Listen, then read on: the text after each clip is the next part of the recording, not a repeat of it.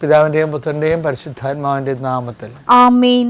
എൻ്റെ പ്രിയപ്പെട്ടവരെ, ഇന്ന് ഓഗസ്റ്റ് 8 വെള്ളിയാഴ്ചയാണ്. അമ്മേ പരിശുദ്ധമേ, അമ്മേ പരിശുദ്ധമേ, ദൈവമാതാവേ, കൃപാസനത്തിലൂടെ ഞങ്ങൾക്കും ഞങ്ങളുടെ ദേശത്തിനും അമ്മ മധ്യസ്ഥം തേടി തന്ന എല്ലാ അനുഗ്രഹങ്ങൾക്കും കൃപകൾക്കും ഞങ്ങളിപ്പോൾ ഹൃദയം നിറഞ്ഞ നന്ദി പറയുന്നു. അമ്മേ പരിശുദ്ധമേ, അമ്മേ പരിശുദ്ധമേ, ദൈവമാതാവേ, 2004 ഡിസംബർ 7 ഉച്ചകഴിഞ്ഞ് 2:30 സംഭവിച്ച അമ്മയുടെ പ്രത്യക്ഷപ്പെടലിനെ കുറിച്ച് തിരുസഭയ്ക്ക് സമർപ്പിച്ചിരിക്കുന്ന പഠനരേഖകളുടെ മേൽ സഭാത്മകമായ പഠനം ആരംഭിക്കുവാൻ ഞങ്ങൾ പ്രാർത്ഥിക്കുന്നു. അമ്മേ പരിശുദ്ധമേ, ഭൂസ്വർലോകങ്ങളുടെ രാജ്ഞിയായ അങ്ങേയ്ക്ക് ഭൗമ സംരക്ഷണത്തിനായി പ്രപഞ്ച പ്രകൃതിയെ തന്നെ തിരുസഭ പ്രതിഷ്ഠിക്കുവാൻ ഈ പ്രത്യക്ഷീകരണം വഴി ഇടയാക്കണമേ.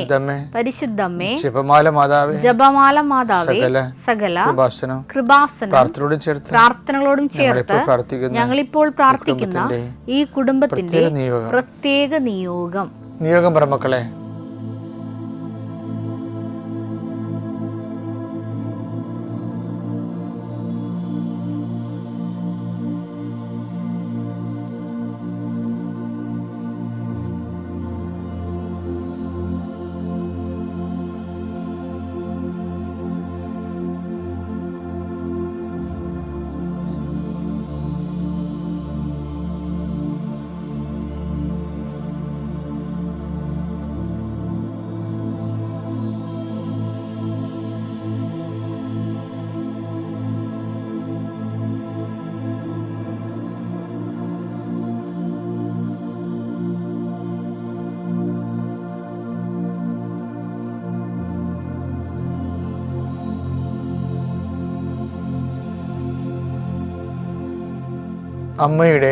അമ്മയുടെ പ്രത്യക്ഷീകരണത്തിന്റെ ഈ അനുഗ്രഹവേളയിൽ ഞങ്ങൾക്ക് സാധിച്ചു തരുവാൻ കനിയണമേ. ആമേൻ. വിശ്വാസ പ്രമാണം. സർവശക്തനായ പിതാവും ആകാശത്തിന്റെയും ഭൂമിയുടെയും സൃഷ്ടാവുമായ ദൈവത്തിൽ ഞാൻ വിശ്വസിക്കുന്നു. അവിടുത്തെ ഏകപുത്രനും ഞങ്ങളുടെ കർത്താവുമായ ഈശോ മിശിഹായിലും ഞാൻ വിശ്വസിക്കുന്നു. ഈ പുത്രൻ പരിശുദ്ധാത്മാവിനാൽ ഗർഭസ്ഥനായി കന്യകാമറിയത്തിൽ നിന്ന് പിറന്ന് പൊന്തിയോസ് പീലാത്തോസിന്റെ കാലത്ത് പീഡകൾ സഹിച്ച് കുരിശിൽ തറയ്ക്കപ്പെട്ട് മരിച്ച് അടക്കപ്പെട്ട് പാതാളങ്ങളിൽ ഇറങ്ങി മരിച്ചവരുടെ ഇടയിൽ നിന്ന് 3-ാം നാൾ ഉയർത്ത് സ്വർഗത്തിലേക്ക് എഴുന്നള്ളി സർവശക്തിയുള്ള പിതാവായ ദൈവത്തിന്റെ വലതുഭാഗത്തിരിക്കുന്നു. അവിടെ നിന്ന് ജീവിക്കുന്നവരെയും മരിച്ചവരെയും വിധിക്കുവാൻ വരുമെന്നും ഞാൻ വിശ്വസിക്കുന്നു. പരിശുദ്ധാത്മാവിലും ഞാൻ വിശ്വസിക്കുന്നു. വിശുദ്ധ കത്തോലിക്കാ സഭയിലും പുണ്യവാന്മാരുടെ ഐക്യത്തിലും പാപങ്ങളുടെ മോചനത്തിലും ശരീരത്തിന്റെ ഉയർപ്പിലും നിത്യമായ ജീവിതത്തിലും ഞാൻ വിശ്വസിക്കുന്നു. ആമേൻ. സുഖസ്ഥനായ ഞങ്ങളുടെ പിതാവേ, അങ്ങയുടെ നാമം പൂജിതമാകണമേ. അങ്ങയുടെ രാജ്യം വരണമേ. അങ്ങയുടെ തിരുമനസ് സ്വർഗത്തിലെ പോലെ ഭൂമിയിലും ആകണമേ. അന്നു വേണ്ടുന്ന ആഹാരം ഇന്ന് ഞങ്ങൾക്ക് തരണമേ. ഞങ്ങളോട് തെറ്റ് ചെയ്യുന്നവരോട് ഞങ്ങൾ ക്ഷമിക്കുന്നത് പോലെ ഞങ്ങളുടെ തെറ്റുകൾ ഞങ്ങളോടും ക്ഷമിക്കണമേ. ഞങ്ങളെ പ്രലോഭനത്തിൽ ഉൾപ്പെടുത്തരുതേ, തിന്മയിൽ ഞങ്ങൾ രക്ഷിക്കണമേ. ആമേൻ. നന്മ നിറഞ്ഞ മറിയമേ, സ്വസ്തി. കർത്താവ് അങ്ങയുടെ കൂടെ സ്ത്രീകളിൽ അങ്ങ് അനുഗ്രഹിക്കപ്പെട്ടവളാകുന്നു. അങ്ങയുടെ ഉദരത്തിൻ ഫലമായി ഈശോ അനുഗ്രഹിക്കപ്പെട്ടവനാകുന്നു. പരിശുദ്ധ മറിയമേ, തമ്പുരാന്റെ അമ്മേ, പാപികളായ ഞങ്ങൾക്ക് വേണ്ടി ഇപ്പോഴും ഞങ്ങളുടെ മരണസമയത്തും തമ്പുരാനോട് അപേക്ഷിക്കണമേ. ആമേൻ. എൻ്റെ കർത്താവിൻ്റെ ഉന്നതമായ നാമത്തിൽ നിങ്ങളുടെ വലത്തും ഇടത്തും ഇന്നത്തെ ജീവിത വഴികളിലെ വലത്തും ഇടത്തും വീട്ടിലും വഴിയിലും ജലത്തിലും കരയിലും മുകളിലെ ഹൃദയത്തിലും കർത്താവിൻ്റെ സാന്നിധ്യവും സഹവാസവും സംരക്ഷണം ഉണ്ടാവട്ടെ. നീ എന്തിനു വേണ്ടിയൊന്ന് ഉത്കണ്ഠപ്പെട്ടിരിക്കുന്നത്, ഏത് വിഷയത്തിന് വേണ്ടി നീ സങ്കടപ്പെട്ടിരിക്കുന്നത്, ആ മേഖലയിൽ കർത്താവിന് ഇടപെടുകയും നീ എവിടെ പോയാലും നിൻ്റെ കൂടെ ഞാൻ ഉണ്ടായിരിക്കുന്നത് അളിച്ചത് കർത്താവിൻ്റെ സാന്നിധ്യം, സതതമായ സാന്നിധ്യം നിൻ്റെ കൂടെ ഉണ്ടാകുകയും നിനക്കൊരാൾ കൂടി ഉണ്ടായിരുന്നെങ്കിൽ ആരെയും കൊണ്ടുപോകാനും പറ്റത്തില്ല. പറഞ്ഞ രഹസ്യങ്ങൾ അവരറിയുകയും ചെയ്യും. നാട്ടിൽ പാട്ടാക്കും, വീട്ടിൽ പാട്ടാക്കും, തറവാട്ടിൽ പറഞ്ഞ കുട്ടി കെട്ടിയെഴുന്നള്ളിക്കും. അതുകൊണ്ട് ആരെയും കൊണ്ടുപോകാനും പറ്റത്തില്ല, കൊണ്ടുപോകാതിരിക്കാൻ പറ്റത്തില്ല. ദുസ്സംഗതി നിൽക്കണ മക്കൾക്ക് കർത്താവ് തന്നെ കൂടെ വരാനും നീ ഒറ്റയ്ക്ക് പോയാനും കർത്താവിൻ്റെ സാന്നിധ്യത്തിൽ, കർത്താവിൻ്റെ ചൈതന്യത്തിൽ നീ ആ വിഷയം കൈകാര്യം ചെയ്യാനുള്ള ആത്മധൈര്യം ലഭിക്കാൻ വേണ്ടി പ്രാർത്ഥിക്കുന്നു. നഷ്ടപ്പെട്ടു പോയ രേഖകൾ, നഷ്ടപ്പെട്ടു പോയ പണങ്ങൾ, നഷ്ടപ്പെട്ട പൊന്നുകൾ, അന്യാധീനപ്പെട്ടു പോയ വസ്തുക്കൾ, മറ്റുള്ളവർക്ക് ചതിക്കപ്പെട്ടതിൻ്റെ പേരിൽ ജോലി തരാമെന്നും പറഞ്ഞ് ചതിക്കപ്പെട്ടതിൻ്റെ പേരിൽ, വായ്പ വാങ്ങിച്ച് തരാത്തതിൻ്റെ പേരിൽ ഒരു പണി നടക്കാതെ അതിൻ്റെ പേരിൽ വീട്ടിൽ എപ്പോഴും കലഹം ഉണ്ടാക്കുകയും ചെയ്തിരിക്കുന്ന അവസ്ഥകളിൽ നിന്ന് നീ രക്ഷപ്പെട്ടു വരുവാനും നിൻ്റെ അധ്വാന ശേഷി, സത്യസന്ധമായ പണം നിനക്ക് തിരികെ ലഭിക്കുന്നതിന് വേണ്ടി ഈശോനാമത്തിൽ പ്രാർത്ഥിക്കുന്നു. കർത്താവിൻ്റെ ഉന്നതമായ നാമത്തിൽ സഭയുടെ അധികാരത്തിൽ കുരിശടയാളത്തിൽ ദൈവശക്തിയാൽ നീ ഇന്നത്തെ ദിവസം മുഴുവൻ അനുഗ്രഹിക്കപ്പെടട്ടെ.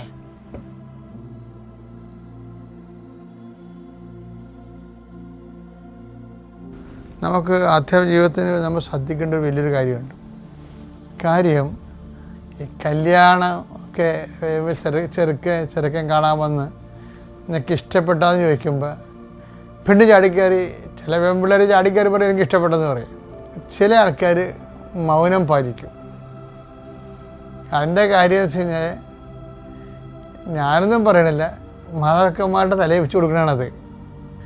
അവർ നടത്തട്ടെ. കാര്യം അവിടെ നടത്തി ഉദ്ദേശിക്കണമെന്ന് വെച്ച് കഴിഞ്ഞാൽ അവർ ഇപ്പം എന്തെങ്കിലും ചെറിയ ഇഷ്യൂ ഉണ്ടെങ്കിൽ ഇവർക്ക് നാളെ പെട്ടിയെടുത്ത് വരാമല്ല, നിങ്ങളല്ലേ പറഞ്ഞിട്ടല്ലേ ഞാൻ കെട്ടിയതെന്നും പറഞ്ഞിട്ട് വരാം. അപ്പോൾ അത് പാവപ്പെട്ട മാതാപിതാക്കൾ ഇവരുടെ സൂത്രം അറിയത്തില്ലല്ലേ. അതായത് ഈ മൗനത്തെക്കുറിച്ചല്ല നമ്മൾ പറയണത്. മൗനം നമുക്ക് പണ്ടത്തെ മൗനത്തിനർത്ഥം മൗന സമ്മതം എന്നാണ്. ഇന്നത്തെ മൗനത്തിൻ്റെ അർത്ഥം പണിവരണ്ടെന്ന് തന്നെയാണ്. എന്നുവെച്ചാൽ ആ സാധനം നമ്മളെ കൊണ്ട് എടുപ്പിച്ചിട്ട് അവരവരുടെ ഗുണഭോക്താക്കളായി മാറും. നമ്മളതിൻ്റെ ഇരകളായി മാറും, അവർ വേട്ടക്കാരായി മാറും. എനിവേ എല്ലാം അങ്ങനെയാണെന്ന് ഞാൻ പറയണില്ല, എങ്കിലും മൗനം ഒരു വല്ലാത്ത ഒരു സംഭവമാണ്. പക്ഷേ എന്താ വിഷയം എന്ന് വെച്ചാൽ ഈ മൗനത്തിന് വേറൊരു ഗുണമുണ്ട്. ദൈവത്തിനടുത്ത് ഈ അഭ്യാസം നടക്കത്തില്ല. മനുഷ്യന്മാരെയാണ് ഈ മൗനം കൊണ്ട് വേറിട്ടണത്. ദൈവത്തിൻ്റെ അടുത്ത് വെച്ച് കഴിഞ്ഞാൽ റെക്കോർഡഡാണ്. മൗനം പറഞ്ഞാൽ റെക്കോർഡഡാണ്. അത് ചില മൗനം പോസിറ്റീവായിട്ട് റെക്കോർഡ് ചെയ്യാനുള്ള പോസിറ്റീവായിട്ട് റെക്കോർഡ് ചെയ്യും. ചില മൗനം നെഗറ്റീവായിട്ട് സൈലൻസ് ആക്ഷനെയാണ് ഈ മൗനം എന്ന് പറയുന്നത്. ഞാൻ ഉണ്ടാക്കിയൊന്നുമല്ല, ബൈബിളിൽ ഇങ്ങനെ വ്യാഖ്യാന പുസ്തകം ഞാൻ വായിച്ചിട്ടില്ല. പക്ഷേ ഞാൻ പറയുന്ന കാര്യം സൈലൻസ് ആക്ഷനാണ്, നിശബ്ദ പ്രവർത്തനങ്ങൾ. ഇപ്പം രക്തസ്രാവ രോഗി അവളെങ്ങനെ സുഖപ്പെട്ട എങ്ങനെ? അവൻ്റെ വസ്ത്രത്തിലെങ്കിലും ഒന്ന് സ്പർശിക്കാനിടയാൽ താൻ സുഖപ്പെടുമെന്ന് അവൾ ഉള്ളിൽ വിചാരിച്ചു. അപ്പം മൗനപ്രവർത്തനമാണത്. ഒന്നും പറയണമെന്നില്ല, ശബ്ദമൊന്നുമില്ല അവിടെ. മർക്കോസ് 5:28. അവന്റെ വസ്ത്രത്തിൽ ഒന്ന് തൊട്ടാൽ മാത്രം മതി ഞാൻ സുഖം പ്രാപിക്കും എന്ന് അവൾ വിചാരിച്ചു. വാക്കിൻ്റെ കസർത്തൊന്നും വേണ്ട, വിചാരം വന്നാൽ അത് പോസിറ്റീവായിട്ട് റെക്കോർഡ് ചെയ്യും. അല്ലാതെ അത് സ്വരത്തിൽ പറഞ്ഞില്ലല്ലോ, അവൻ്റെ ശബ്ദം കേട്ടില്ലല്ലോ, ഒന്നും വേണ്ട. നമ്മൾ വെറുതെ നിന്നാൽ മതി. നെഗറ്റീവാണ് വിചാരിക്കണമെങ്കിൽ അത് റെക്കോർഡായി പോകും. നമ്മൾ 2:7 എടുത്ത് മർക്കോസ് തന്നെ. എന്തുകൊണ്ടാണ് ഇവൻ ഇപ്രകാരം സംസാരിക്കുന്നത്? ഇവൻ ഈശ്വരനെ കുറിച്ച് പറയണതാണ്, നിയമജന്മാർ പറയണതാണ്. ഇവൻ ഇപ്രകാരം സംസാരിക്കുന്നത്, ഇവൻ ദൈവദൂഷണം പറയുന്നു. ദൈവത്തിനല്ലാതെ മറ്റാർക്കാണ് പാപം ക്ഷമിക്കാൻ സാധിക്കുക? അടുത്ത വചനം വായിച്ചേ. അവർ ഇപ്രകാരം വിചാരിക്കുന്നു അവർ ഇപ്രകാരം വിചാരിക്കുന്നു എന്ന് മനസ്സിലാക്കി യേശു അവരോട് ചോദിച്ചു. അവർ ഇപ്രകാരം വിചാരിക്കുന്നു എന്ന് മനസ്സിലാക്കിയെന്ന്. അപ്പം അവർ യേശുവിനെതിരെയാണ് അവർ മനസ്സിൽ വിചാരിച്ചത്. പക്ഷേ ഈശോ അത് റെക്കോർഡ് ചെയ്ത്. മനസ്സിലായില്ല? ദൈവത്തിനെതിരെ നീ വിചാരിച്ചാലും സംഭവം റെക്കോർഡായി പോകും, പറഞ്ഞ പോലെയാവും. ഇവിടെ ഈ മൗനം കൊണ്ട് പണി നടക്കത്തില്ല. നിൻ്റെ മനസ്സിലിരിപ്പ് എല്ലാം കർത്താവിൻ്റെ ദിവസം. അതാണ് ഈശോ പറഞ്ഞത്, മനുഷ്യരിലുള്ളത് എന്താണെന്ന് അറിയാമായിരുന്നു.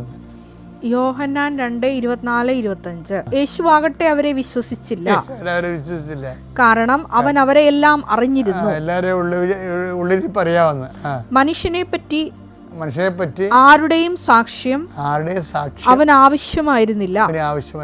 മനുഷ്യനിലുള്ളത് എന്താണെന്ന് അവൻ വ്യക്തമായി അറിഞ്ഞിരുന്നു. വ്യക്തമായി, ക്രിസ്റ്റൽ ക്ലിയർ. മനസ്സിലായില്ലേ? അപ്പം അതുകൊണ്ട് ദൈവത്തിനെ കുറിച്ച് എതിരെ ഒന്നും ചിന്തിക്കരുത് കേട്ടോ. നിങ്ങൾ ഒരു പ്രാർത്ഥന കേട്ടില്ലെങ്കിൽ പറയും ചോദിച്ചു, എൻ്റെ കൂട്ടുകാരത്തി അവൾ പള്ളിയിലെ വട്ടക്കാരുമില്ല, അവൾ കാനഡയിൽ പോയി, അല്ലെങ്കിൽ ഇംഗ്ലണ്ടിൽ പോയി. ഞാൻ പള്ളിയിൽ നിന്ന് മാറാൻ നടക്കണം, എൻ്റെ വിസ എടുത്തില്ല.